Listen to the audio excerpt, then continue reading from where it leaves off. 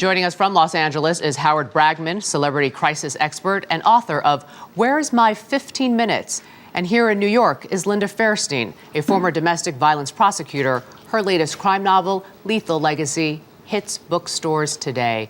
Good morning to you both. Hi, Julie. Morning. Linda, let me begin with you. From a legal standpoint, how much trouble is Chris Brown in, and do you think he's going to spend time behind bars?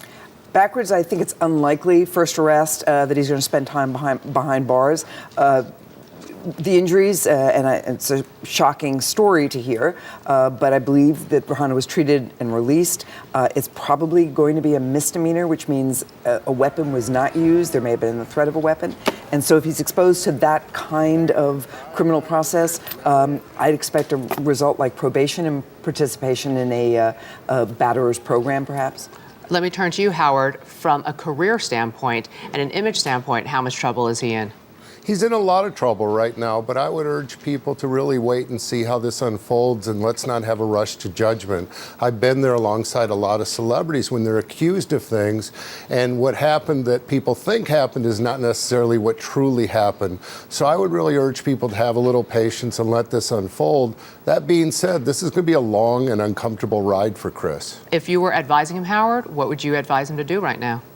You have to sit tight. As much as you want to come out and defend yourself, you have to have some patience. You have to sit tight. You have to get your legal team and your PR team together and communicate so that you have one strategy, and your court of public opinion strategy isn't hurting your court of law strategy. They have to work together, Julie. Linda, let me turn back to you. Let's just say we know for a fact it's RIHANNA. She's a huge superstar. What should she do at this point if everything we've heard is true? Well, I'd like to think as a former prosecutor that she cooperates with the police. This is a serious problem if in fact an assault occurred and it's her partner. If she plans to stay with him, then he definitely wants help and treatment. It's interesting because California is one of the states that pioneered prosecuting these cases even if the victim withdraws. This is a case where she left the party with him, presumably, was seen to be fine, and when they're together in the car, he's gone, police respond, and she's injured. So this could be a case that could be proven even if she withdrew from the prosecution, which is a very traditional, typical problem in many domestic violence episodes. Wow. Let's say she doesn't want to press charges or take a part. How likely is it that he is going to be found guilty?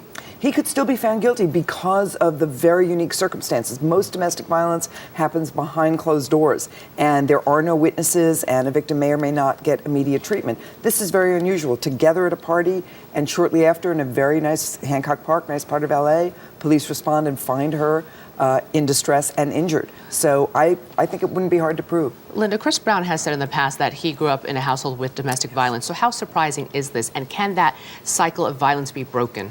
You've used the exact expression. In the business, we say it's a cycle of violence, and people who've grown up to it tend to be around it, tend to be more accepting. It's what they know, it's what they've seen, and resort to, whether it's stress or alcohol or whatever has fueled the rage at that particular point in time.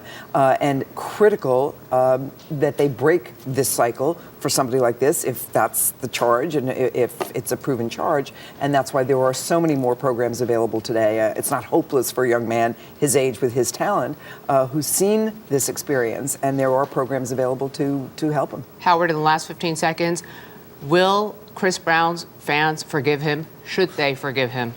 He's a young man. If it happened, if he's contrite, and if we have the secret ingredient, which is time, then we will forgive him. We have that in our culture, and I think it's a good thing. And I hope he can get beyond that. He's an incredible talent, and it's a sad moment right now. Howard Bragman, Linda Fairstein, thank you both. Thanks, Julie.